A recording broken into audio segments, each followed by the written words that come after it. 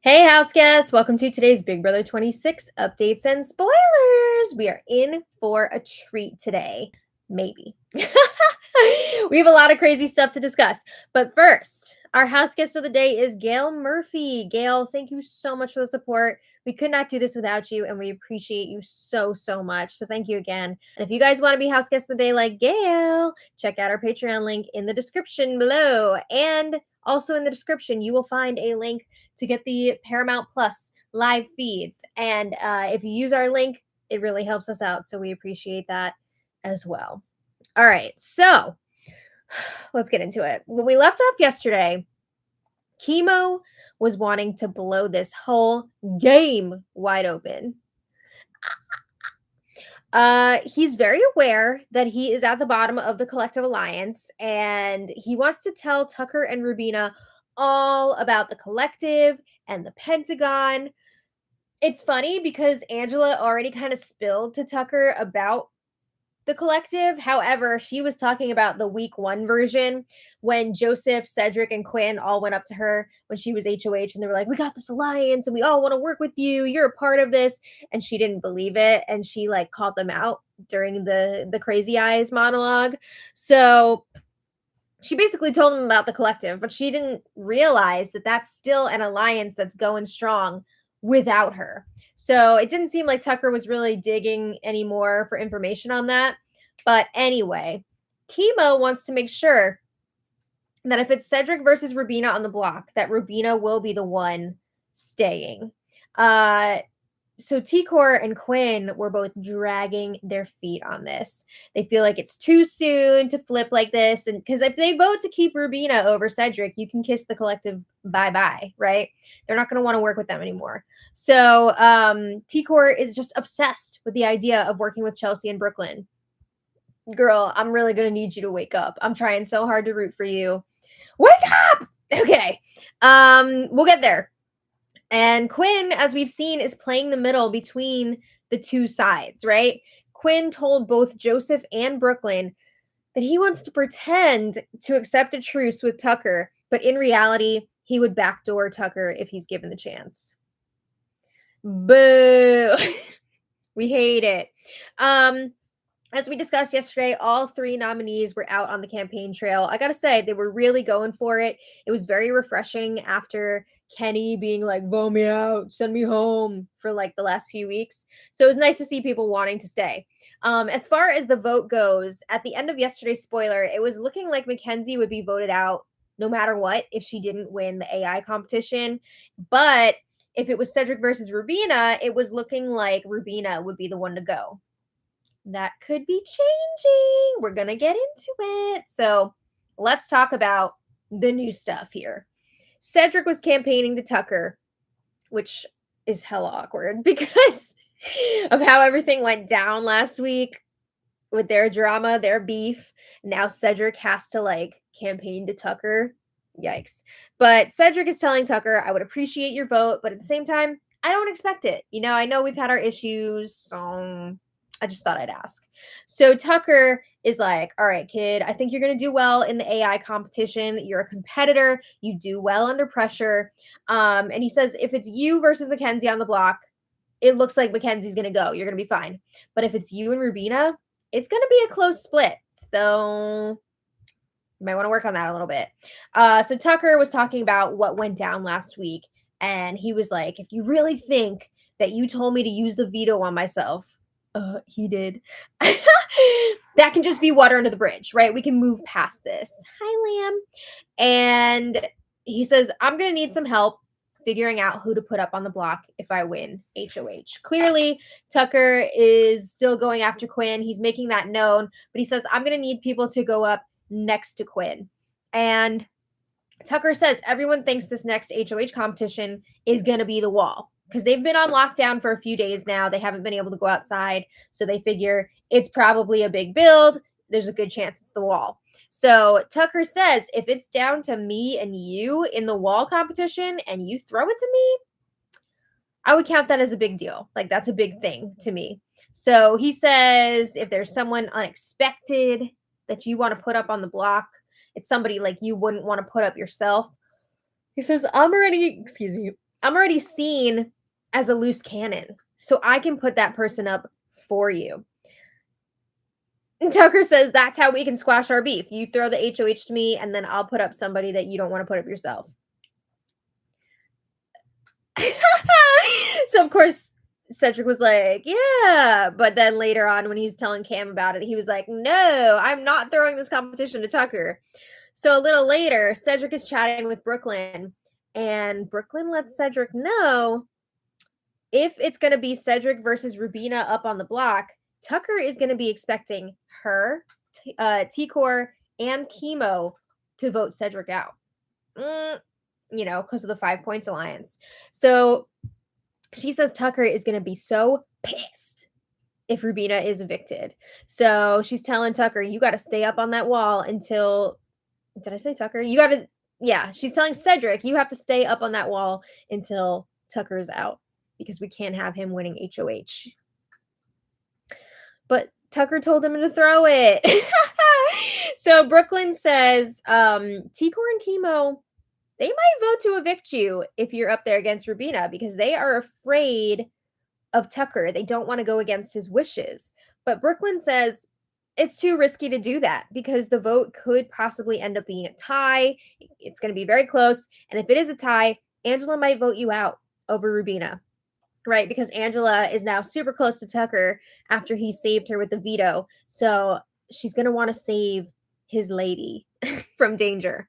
Also, one of the real reasons here why Brooklyn doesn't want T-Core and Kemo to vote for Rubina to stay is because she doesn't want to become Tucker's new target. If they were to vote for Rubina to stay and she doesn't, she would be the only one in the 5 Points Alliance who was voting Rubina out. So she does not want a shiny new target on her back for Tucker. So Brooklyn says, I need to talk to T-Core and Kemo and make sure that they do vote out Rubina. Okay. So then Brooklyn is again talking about what she would do if she wins HOH. We heard this the other day. So assuming the AI twist is done, which we don't know if it's going to be, she wants to do the big backdoor move, right? She wants to put up Angela with a strong pawn from the Pentagon. So it would be somebody who has a good chance of winning the veto. And then she wants to backdoor Tucker. She was also talking about how they have to keep the Pentagon strong and they can get their 5 to the final 8 with the collective, but then they're in the 5 within the bigger group, so they are much better insulated than everybody else. And she's like, no one knows about it. It's awesome. People know about it. Like a bunch of people know about it. You can thank Quinn for that. Yeah. So then Quinn, Kemo, and T-Core are chatting. And Kemo brings up that Brooklyn wants to chat with him later. They have a meeting scheduled. So Quinn advises Kemo and T-Core, when you talk to Brooklyn, make sure you're team collective all the way because she's nervous. She's nervous about you guys voting for Rubina to stay. So you need to reassure her that you are with the collective. Quinn also brings up how Brooklyn, again, has really been pushing that the 5, the Pentagon, need to stay strong. And as we know, he's already spilled to T-Core and Kemo about the Pentagon alliance. So they know that they're at the bottom of the collective. They know that there is an alliance within the alliance that they're not a part of. So Kemo, he's really not feeling good about this hierarchy within the collective. It's very obvious that he and T-Core are at the bottom. So then Cedric campaigns to T-Core and Kemo. And I swear, when he was talking to them, it looked like he was sitting there with his mom and dad. The way that they were like right up in his face, like, all right, son, tell us what's going on.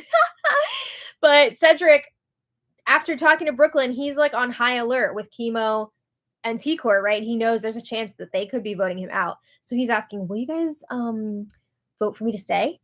Because the other side is for sure going to vote for me to go. So he says it's going to be a close vote if it's me versus Rubina. And Cedric's like, I think I've shown my loyalty to the collective. I want to protect everybody in this group. I mean, he volunteered to be a pawn this week. And Kemo and T-Core are saying they're going to vote for him to stay. Are they? I don't know about that. T-Core says, all right, I have one concern here. She says, this doesn't have anything to do with this week, but she wants to know what happens when the collective gets to the final 8.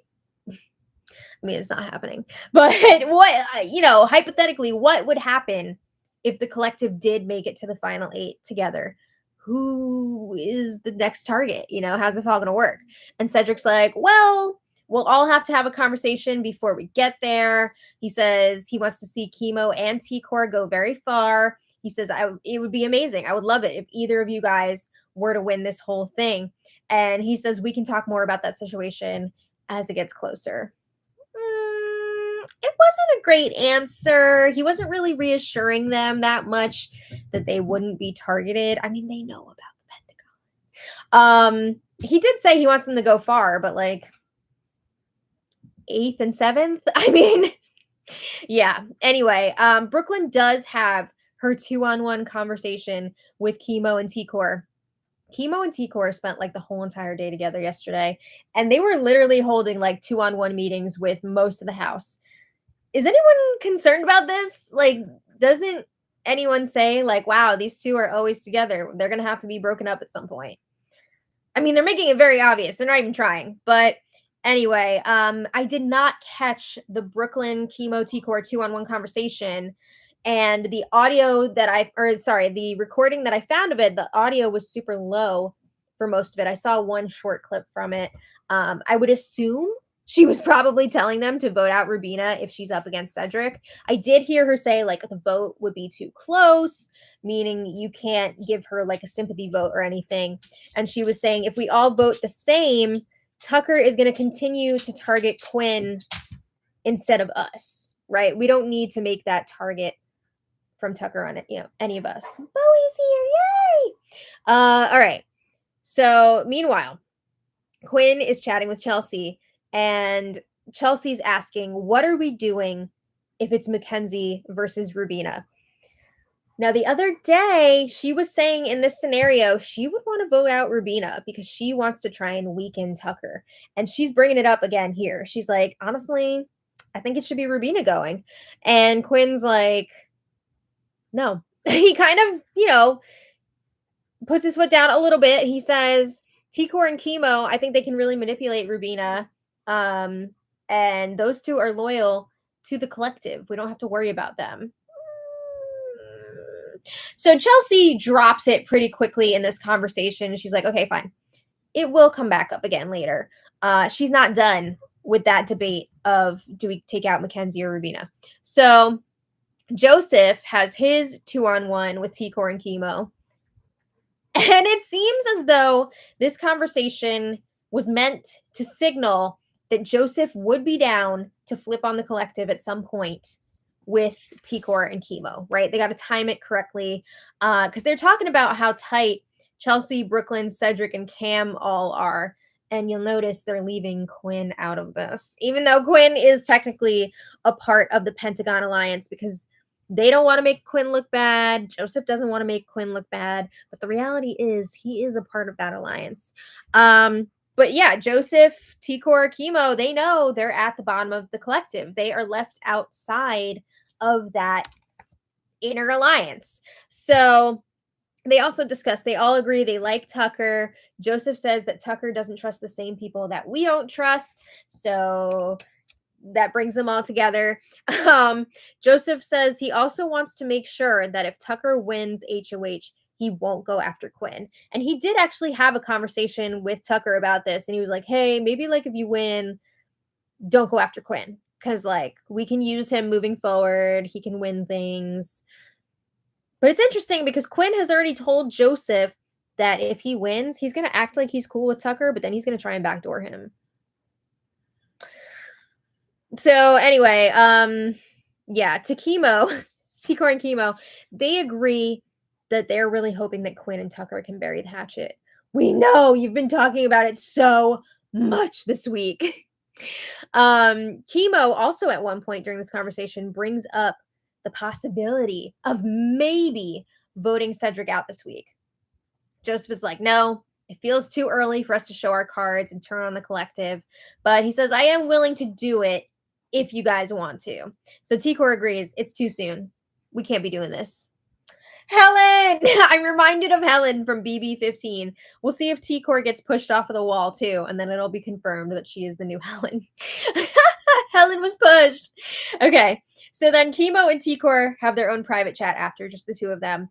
And Kemo wants to do the flip. He wants to vote out Cedric this week. He feels like they have the numbers, and he's telling T-Core, I know it's scary, but we really need to take these shots when we get the chance, because we might not get this chance again. He says this is our opportunity to take control of the game. We can build an alliance where we're not at the bottom. We can be a part of these conversations about what should happen. There is some confusion about whether or not Quinn can vote this week, and it was confirmed later that Quinn cannot vote. We got some clarification on that. So that's interesting. And we also found out that Angela is eligible to play in the next HOH competition. Oh my God. Are we going to get Angela on the wall? That's going to be wild. But I'm glad that we got clarification on that, because it just seemed like so ridiculous that Quinn also would have been able to vote this week, and so unfair if Angela couldn't play. So I'm glad that is the way it is now. But with Quinn not being able to vote, that means there's 9 people total voting. So you need 5 to make something happen here. And there is no possibility for a tie that would need to be split by Angela. So T-Core, one of her concerns, again, with this flip would be ruining her relationship with Chelsea and Brooklyn. She also does not want them to go anytime soon. They would definitely become targets if the collective was no more, right? And everybody's going after the collective. Oh my God, give it up. She's so concerned about keeping Chelsea and Brooklyn safe and wanting to work with them moving forward. They don't care about your game. They don't care about working with you. It's just so frustrating. It's frustrating.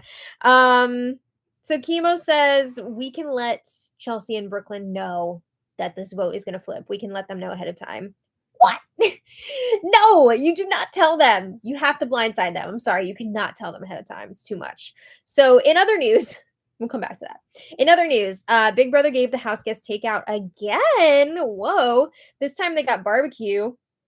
They even got like fried Oreos and Twinkies for dessert. Damn. So I don't know what the occasion was, but they seem to be treating these house guests much more this season than they have in the past. I don't know what's going on. But anyway, we also haven't had have-nots in 2 weeks, which is wild.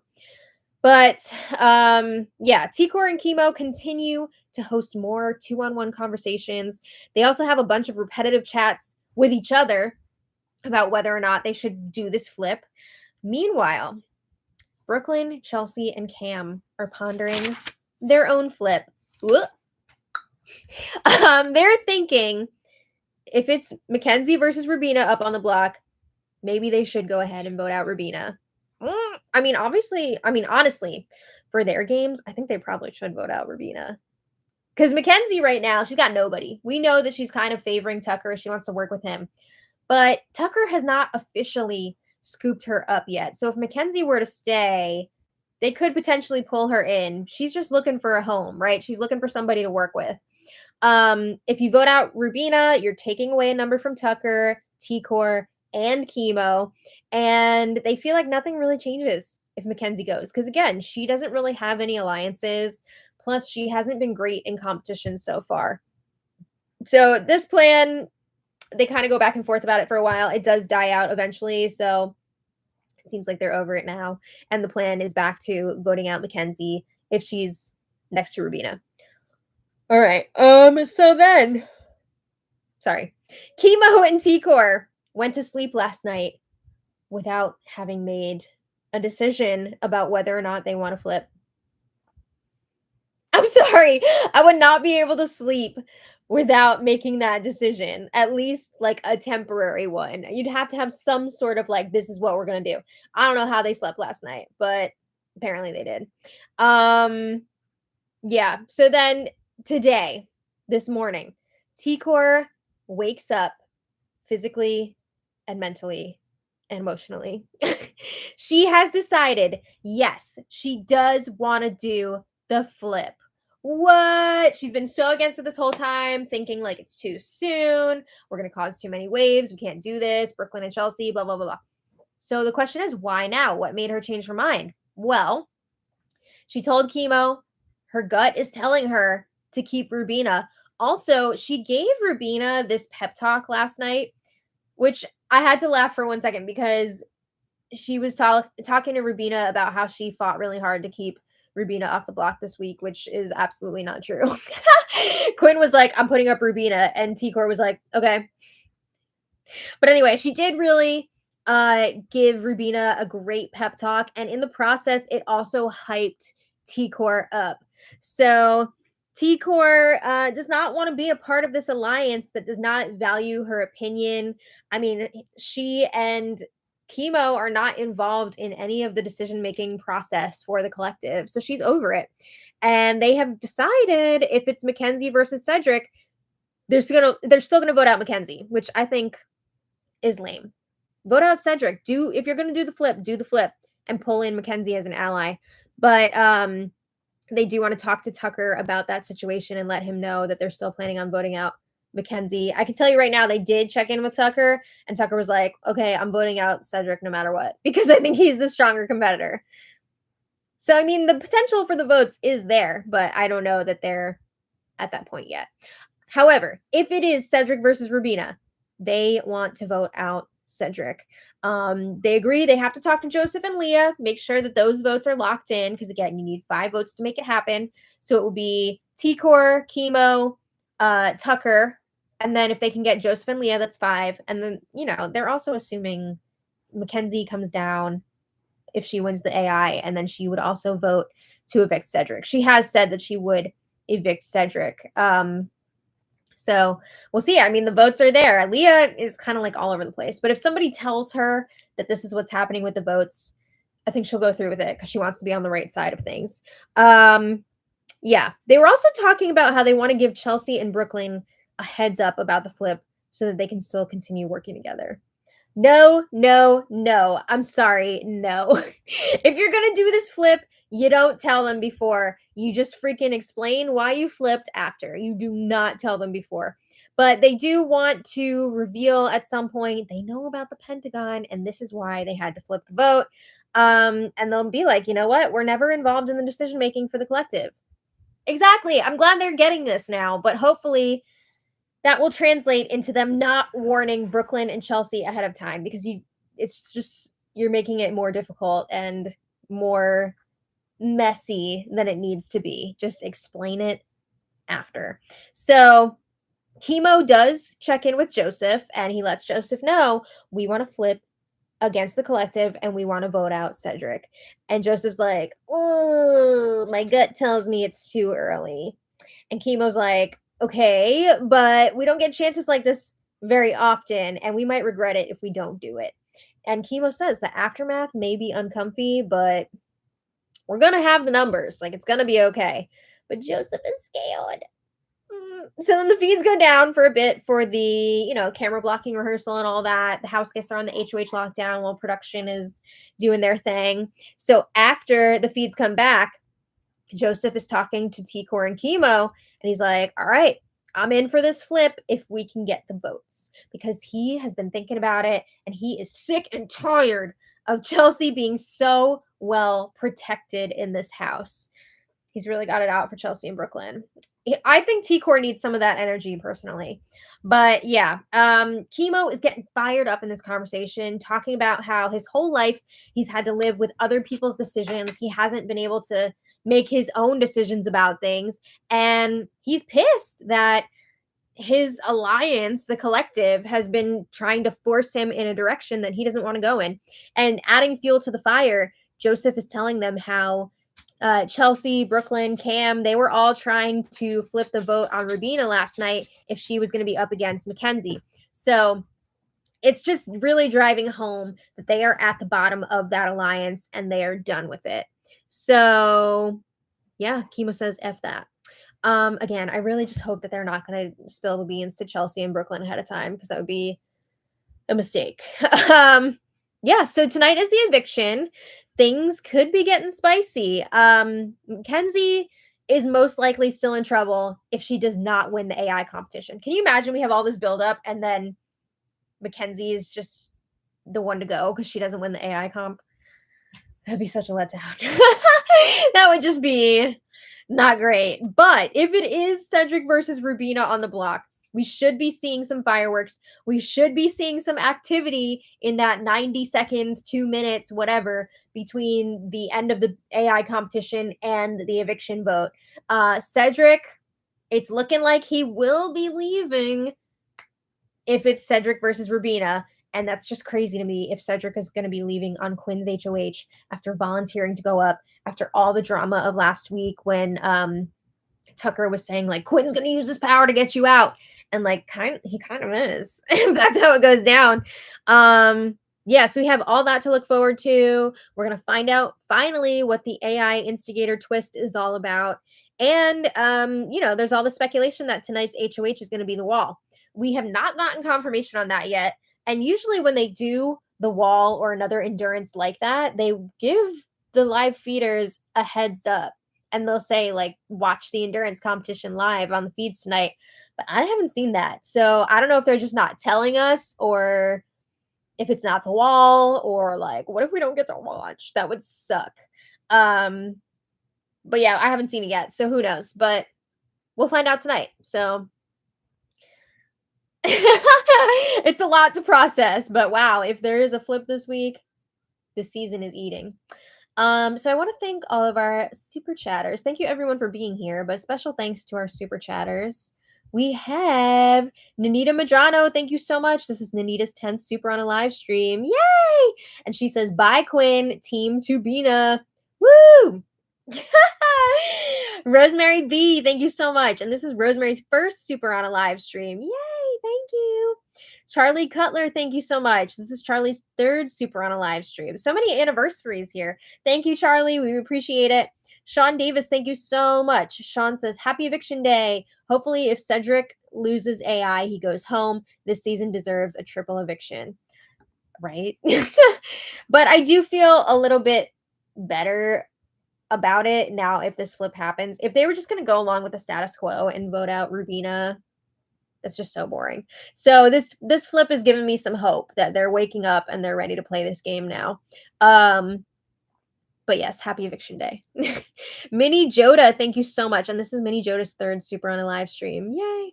And they said, longtime fan, keep up the good work. Much love. Thank you. And thank you so much for sticking with us. All right, that brings us to the end of our stream. We will be back, of course, tonight to talk about the eviction episode. So we hope you'll join us for that. It should be a lot of fun. Oh, Carrie just had her 41st anniversary. Congratulations. Happy anniversary. Yeah, so I'll see you all later. Thanks so much for being here. And until next time, much love. Bye, everyone.